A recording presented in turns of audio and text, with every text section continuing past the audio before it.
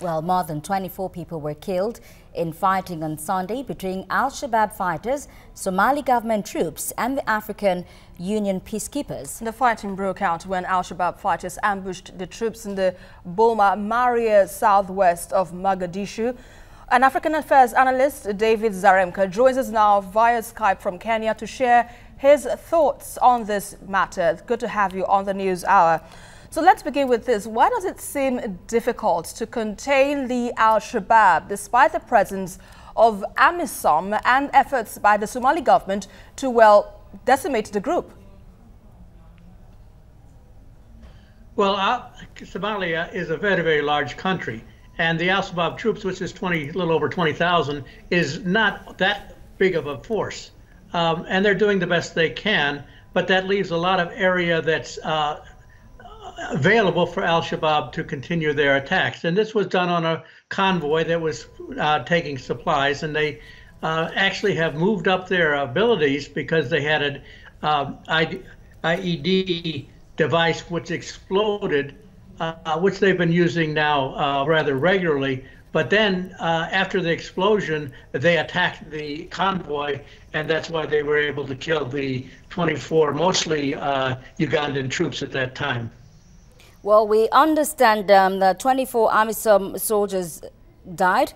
That's a colossal loss by all standards. But Al-Shabaab claims there were 39 troops, members of the troops who actually died. Now, the disparity in figure is not as important as why and how this actually took place. What are your thoughts? Well, the AMISOM is now negotiating last week to move out of the country by 2020. And so Al-Shabaab just needs to keep the pressure on them. And the question is, will the Somali army be able to take up the slack that comes as the Amazon troops are taken out of the country? And of course, by the Ugandan, Burundians, and Kenyan troops have taken a lot of fatalities over the years. And mostly those countries have not reported them very accurately.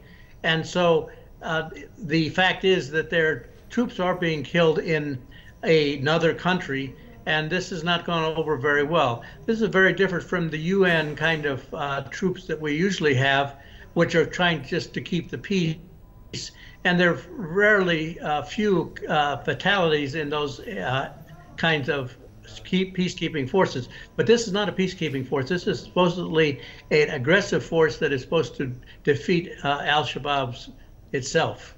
And so if peradventure the AMISOM withdraws its troops by 2020, what would you anticipate would happen in Somalia? Are we going to see a resurgence of Al-Shabaab, or are we going to have a problem too difficult to handle? Well, the withdrawal is supposed to be slow over the years, so that the Somali army we can see if they're going to be able to take up the slack that has happened. And this, this has been tried in Iraq and Afghanistan and other countries, and it hasn't often succeeded. But again, we can give it a chance in Somalia and see if, in fact, the Somali army is going to take charge. If they do, then it's possible that Somalia can become a stable country in the next, say, 5 or 10 years. But if they fail, then the chaos in Somalia is going to continue again. But AMISOM has been there for 10 years now, and both the countries supplying the troops and the countries supplying the funds are running out of patience and of soldiers and money. And so the Somali army has to take over. And so what happens when peacekeepers are ambushed and killed? What then happens to the common man? What happens to the what? To the common man.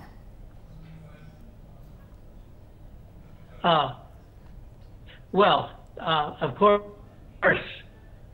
like I say, the countries supplying the soldiers, when they're killed, they tend to be very tight-lipped about this in their home countries. And so the effects are not so had as they'd been. But like in Kenya in particular, the fact that these troops are being killed has made, like, the opposition say that they should withdraw from Somalia rather quickly. All right, let's leave it at that for now. Thanks a lot, David Zarembka, for your thoughts with us on the News Hour.